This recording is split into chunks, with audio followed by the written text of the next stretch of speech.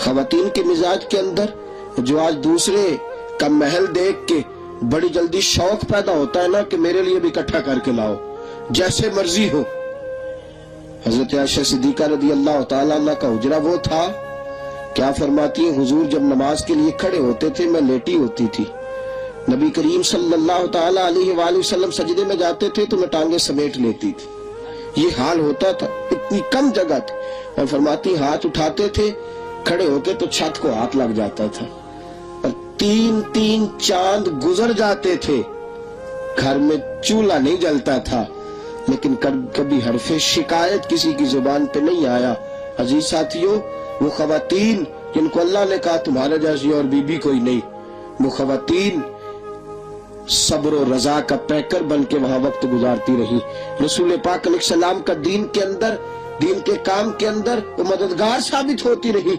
मेरे रसूल पाक अलैहिस्सलाम की चची इंतकाल कर गई, और इख्तलाफ कहां से शुरू होता है? बिल उमूम चचियों से।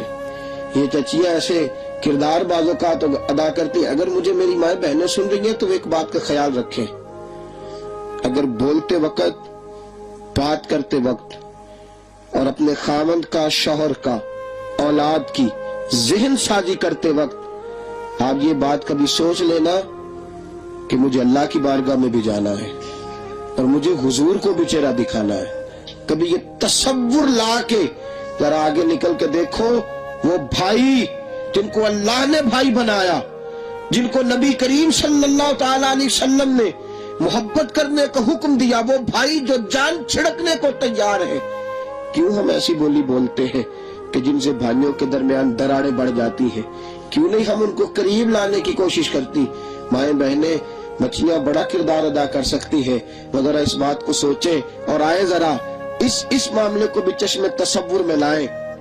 काजी अब्दुल दाइम साहब ने लिखा है कि जब नबी करीम सल्लल्लाहु अलैहि वसल्लम घर में मौजूद नहीं ना होते थे तो हज़रत फातिमा बिनते असद, हज़रत अलीउल मुर्तज़ा रज़ी अल्लाह तआला अन्हा की वालिदा और जनाब अबू तालिब की ज़ौजा है, वो हुजूर के लिए सामान बचा बचा के रख लेती थी, खाना बचा के रखती थी, बचा बचा के कि भतीजे ने आना है। ये चची है, चची के किरदार तो मुलाजा कीजिए। फिर जब हज़रत फातिमा बिनते असद का विसाल हुआ, सहाबा फरमाते हैं इतना हुजूर को कभी रोते नहीं देखा जितना हुजूर आज रोए हैं।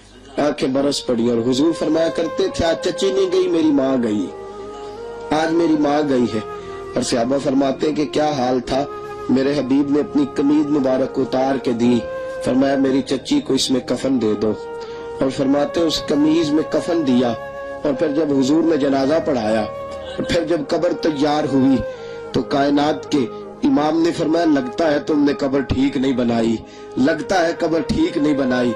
हुजूर कब्र की तरफ झुके, देखा, और फिर चश्मे फलक ने अजीब नजारा देखा कि वो खातून जिसको कफन भी मुस्तफा की कमीज का है, जिस पर जनाजा भी रसूल पाक की इमामत में पढ़ा गया है, अब उस औरत के नसीब और जागे कि मेरे रसूल पाक उनकी कब्र में उतर गए और फिर उस कब्र में लेट गए, उस कब्र में लेट गए। पशे मुर्दन फरिश्तों ने जो तलाशी ली तो क्या निकला, फकत एक दिल के गोशे से ख्याले मुस्तफा निकला। और इसके सरकार की एक शम्मा जला लो दिल में, बाद मरने के कब्र में भी उजाला होगा। आला हज़रत फरमाते लहद में इश्क रुखे शाह का दाग लेके चले, अंधेरी रात सुनी थी चराग लेके चले। रसूल पाक चच्ची की कब्र में उतर गए, फिर लेट गए। साहबा फरमाते किसी का दिल नहीं करता उसकी माँ मर जाए, लेकिन दिल करता था आज अलीउल मुर्तज़ा की माँ को जो मकाम मिला है, काश हमारी भी माँ मर जाती और यही मकाम हमारी माँ को भी मिलता। साथियों, ये चची के साथ सलूक है और ये चची का प्यार है। आज क्या हो गया है मुआशरे को, और क्या चीज याद रखिएगा, जो अपनी औलाद से मोहब्बत करता है वो दूसरे की औलाद से भी प्यार करेगा, और जिसका खुलूस अपनी औलाद के साथ पूरा नहीं, उसको दूसरे के बच्चे कभी अच्छे नहीं लगेंगे। याद रखना, अगर ये मोहब्बतें आम होती तो घर टूटते दिखाई ना देते। मैंने आज ऐसे भी भाई देखे हैं और मैंने ऐसे भी भतीजे देखे हैं कि भतीजे का इंतकाल, चचा का इंतकाल होता है, भतीजा घर मुंह देखने नहीं जाता, बस कब्रिस्तान जाता है दुनिया को दिखाने के लिए, और जनाजा पढ़ के घर लौट आता है तुम उस पैगंबर का मिलाद मना रहे हो, उस आका करीम अलैहिस्सलाम के मिलाद में आए हो जिन्होंने चचाओं के साथ, जिन्होंने चची के साथ, जिन्होंने अपने रिश्तों के साथ वो मोहब्बत की है, वो और हद हो गई। सहाबा इकराम अलैहिम रिदवान फरमाते हैं कि रसूल करीम सल्लल्लाहु अलैहि वसल्लम का हाल ये था कि अगर मदीना मुनव्वरा में जनाब खतीजतुल कुबरा की सहेलियां भी आती, हुजूर अलैहिस्सलाम की हकीकी सालियां नहीं, जनाब खतीजा की सहेलियां भी आती, तो नबी पाक अलैहिस्सलाम उन्हें भी तोहफे भेजा करते थे, उन्हें भी तोहफे भेजा करते थे। और आज हमारा ससुराल से जो इख्तलाफ रहता है, नबी पाक अलैहिस्सलाम ने ससुर को बाप कहा और सास को माँ कहा। आज जो हमारा वहां इख्तलाफ रहता है उसको भी हमें देखना है। तो बहसियत खानदान के जो नबी पाक अलैहिस्सलाम ने हमारे लिए पैगाम छोड़ा, और एक सरबराह खानदान के जो नबी पाक अलैहिस्सलाम ने हमें दस्तूर जिंदगी अता फरमाया, दोस्तों वो कौन उसका लिहाज रखेगा। एक दो बातें अर्ज करूंगा और अपनी बात समेट दूंगा। मेरे रसूल पाक अलैहिस्सलाम का भाइयों के साथ क्या ताल्लुक था और बहनों के साथ क्या ताल्लुक था, मैं नाम नहीं लेना चाहता, जिक्र नहीं करना चाहता, कहीं किसी की खुशामद ना हो जाए और कहीं किसी को कोई गलत फहमी का कोई शिकार ना हो जाए। लेकिन बाद जगह पे दिल को बड़ा सुकून मिलता है और बाद लोगों को देख के बड़ी तसल्ली होती है कि अगर अल्लाह ने उन पे मेहरबानी फरमाई है तो उन्होंने तवज्जो रखी है भाइयों पे, बहनों की तरफ उन्होंने, वरना तो लोग रिश्तेदार मानना ही छोड़ जाते हैं, वरना तो लोग रिश्तेदार मानना ही छोड़ जाते हैं, बल्कि कहते हैं कि लगा करते थे, गांव में रहा करते थे, ताल्लुक हुआ करता था, वरना तो लोग छोड़ जाते हैं। हमने देखा है कई छोड़ जाते हैं। हमारे एक अजीज है, एक आला ओहदे पे फाइज है, तो मुझे एक साहब कहने लगे कि आपके अजीज है। मैंने कहा यार मैं तो मान जाऊंगा, उनसे पूछ लेना, मैं तो मान जाऊंगा, चूंकि बड़े आदमी है ना, बहुत बड़े ओहदे पे है, मैं तो मान ही जाऊंगा, मैं तो कह ही दूंगा, लेकिन तुम जरा उनसे भी एक बार सवाल कर लेना। इसलिए कि हमने देखा है कि सब रोगां दा रोग मुहम्मद, जिसदा नाम गरीबी, ते कंड बला के लंघ जांदे सब दोस्त यार करीबी। ये देखा है हमने, ऐसा होता है। तो नबी करीम सल्लल्लाहु अलैहि वसल्लम का हजरत जाफर तैयार रसूल पाक अलैहिस्सलाम के चचाजाद भाई है, जंगे मौता में शहीद हो गए। हुजूर उनके घर तशरीफ लाए और नबी पाक अलैहिस्सलाम ने उनकी ज़ौजा को तसल्ली दी और फिर घर जाके हबीब पाक अलैहिस्सलाम ने सैयदा फातिमा से फरमाया कि 3 दिन खाना पका के उनके घर में भेजना। फिर मेरे हबीब पाक अलैहिस्सलाम चचाजाद भाई के साथ जो अंदाज मोहब्बत है, फिर मेरे रसूल करीम सल्लल्लाहु ताला अलैहि वसल्लम ने क्या किया, जब गए ना उनके घर में दोबारा 3 दिनों के बाद, तो उनकी ज़ौजा रोने लगी अपने बच्चों को देख कर कि मेरे बच्चों का क्या बनेगा। मेरे रसूल पाक ने दोनों भतीजे उनको गले के साथ लगाया और हुजूर अलैहिस्सलाम ने फरमाया फिक्र न कर, अना वलीयुहुम फिद दुनिया वल आखिरा, मैं दुनिया में भी इनका वली बनूंगा और आखिरत के दिन भी इनका वली बनूंगा, मैं इनका ख्याल रखूंगा मैं। और काजी सलमान मंसूरपुरी ने बड़ी अजीब बात लिखी है, कहते हैं कि जब मक्का फतह हुआ ना, सबका दिल करता था हुजूर हमारे घर आए, सबका दिल करता था। मेरे हबीब पाक अलैहिस्सलाम की एक बहन भी थी मक्के में, जनाब उम्मे हानी, हज़रत अली मुर्तज़ा की बहन। रसूल करीम सल्लल्लाहु अलैहि वसल्लम जब बुत तोड़ के फारिग हुए तो हुजूर ने सीधे जाके दरवाजे पे दस्तक दे दी। जनाब उम्मे हानी फरमाती है दिल मेरा भी चुटकियां भरता था कि काश हुजूर तशरीफ लाए, लेकिन मैं गरीब थी ना, मैं ताकीद किया करता हूँ अपने अहबाब को, और एक बार नहीं मैंने 20 बार ये जुमला दोहराया। मैं कहा करता हूँ कि भाइयों को बहनों का ख्याल रखना चाहिए।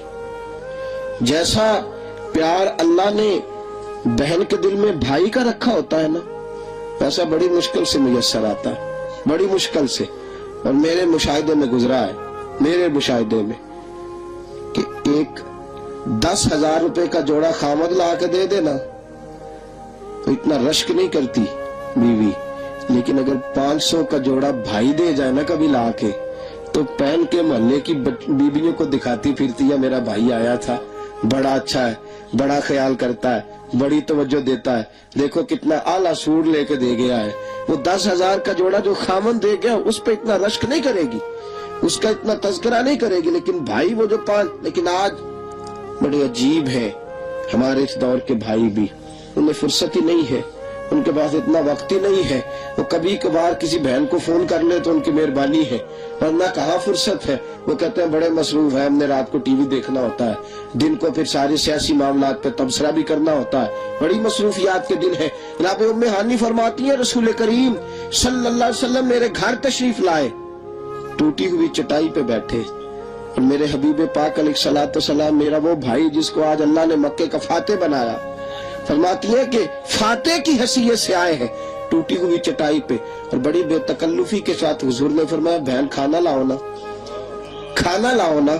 تو حضرت ام ہانی فرماتی ہے کہ میں بڑی پریشان ہوئی, ایک سوکھا ہوا روٹی کا ٹکڑا تھا وہ میں لائی, اور پھر بے تکلفی سے حضور نے فرمایا سالن بھی لاؤ. تو میں نے کہا سونیا نہیں ہے گھر میں. تو میرے حبیب پاک نے فرمایا سرکہ ہے نا, کہا حضور ہے. فرمایا وہی لے آؤ, جہاں سرکہ ہوتا ہے وہاں سالن موجود ہوتا ہے. فرماتی ہے پھر رسول کریم صلی اللہ تعالی علیہ وآلہ وسلم نے وہ کھانا تناول فرمایا. پھر میرے حبیب نے فرمایا چلو اب باتیں چھیڑو. فرماتی ہے کہ میں کبھی دادا عبد المطلب کی بات کرتی, کبھی والد ابو طالب کی بات کرتی, کبھی کوئی ذکر چھیڑتی, کبھی میں بات کرتی تو حضور رونے لگتے, کبھی حضور بات چھیڑتے تو میری آنکھوں میں آنسو آ جاتے. عزیز دوستو, یہ خاندان کو بنانا اور بحیثیت خاندان کے, سربراہ خاندان کے, خاندان کو منظم رکھنا, خاندان کو جوڑ کے رکھنا. ساتھیوں ایک گھر میں آئے ہو, ایک گھر میں محفل میلاد منا کے میلاد کا پیغام عرض کر رہا ہوں. میرے رسول کریم علیہ الصلوۃ والسلام نے جو رکھا ہے نا بحیثیت سربراہ خاندان کے اسوہ حسنہ ہمارے سامنے, ہمیں اسے کبھی بھلانا نہیں ہے. گھروں کو بنانا سیکھو, گھروں کو سنوارنا سیکھو, گھروں کو ایک دوسرے کے ساتھ ملانا سیکھو. کہ جب سے ہم نے توڑنے کا کردار ادا کرنا شروع کیا نا, اللہ ماشاءاللہ نفرتوں کو عروج ہو گیا ہے, بھائی بھائی سے جدا ہو گئے. اور ایک اور پہلو بھی اجاگر کر جاؤں, غلطیاں بھی ہوتی ہیں کئی جگہ پہ. ہم انسان ہے نا, بحیثیت انسان کی غلطیاں بھی کئی جگہ پہ ہوتی ہیں, درگزر کر کے ہی کام چلتا ہے. آپ کو بعض اوقات ایسا بھی ہوتا ہے کہ والد میں ایسی کوتاہی نظر آ جاتی ہے اولاد میں, تو کیا آپ اس کو گھر سے نکال دیتے؟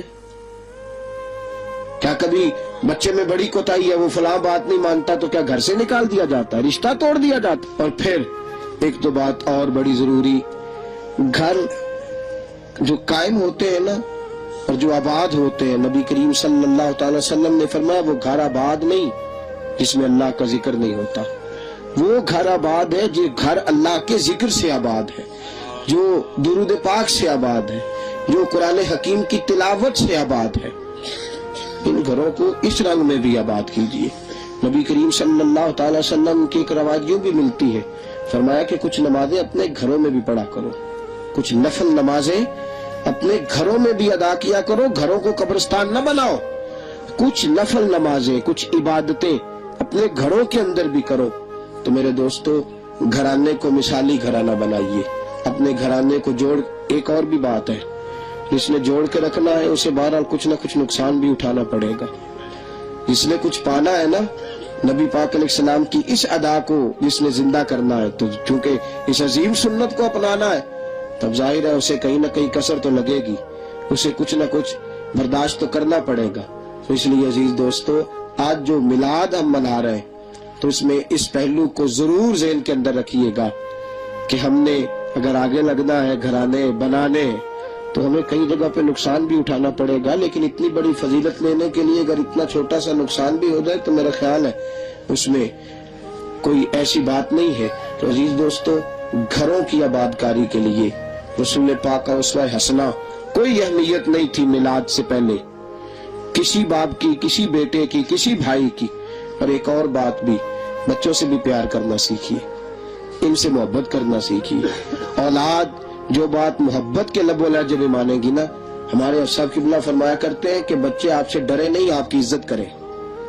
جو بچہ ڈرتا ہے وہ کئی دفعہ نفرت سے بھی ڈرتا ہے, ڈرے نہیں, وہ عزت کریں آپ کی. اگرچہ ڈنڈا لٹکانے کا بھی حکم دیا گیا لیکن وہ عزت کریں, وہ آپ کی ناراضگی سے ڈریں, ان کو پیار دیجئے, ان سے محبت کیجئے, ان گھروں کو آباد کیجئے. ہم نے آج آپ کو اس جگہ پہ اکٹھا کر کے جو پیغام دینے کی کوشش کی ہے, اللہ کرے اس پیغام کی برکت سے اگر چند گھر ہی بن جائے تو امید ہے کہ جس گھر میں ہم بیٹھے ہیں اللہ یہاں بھی کروڑوں رحمتوں کا نزول فرمائے گا، اور اس پیغام کو عام کرنے کی برکت سے انشاءاللہ العزیز ایک نشست کو منعقد کر کے اس خوبصورتی کو بانٹنے کی برکت سے اللہ یقیناً ہمارے کئی گھروں کے اندر اگر محبت کا یہ نور پھیلا دیتا ہے تو یہ ہماری بہت بڑی سعادت ہوگی، بڑی دل کی گہرائیوں سے، اور وہ لفظ نہیں ہے جو میں ادا کر سکوں۔ اللہ کریم اس گھر کو ہمیشہ آباد و شاد رکھے۔